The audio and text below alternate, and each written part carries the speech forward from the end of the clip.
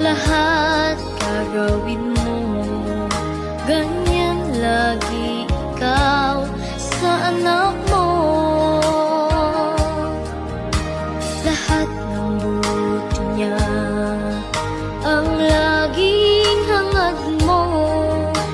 Patawad ay lagi sa puso mo.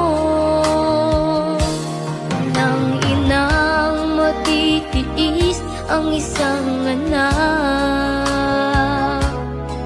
ika'y dakila at higit ka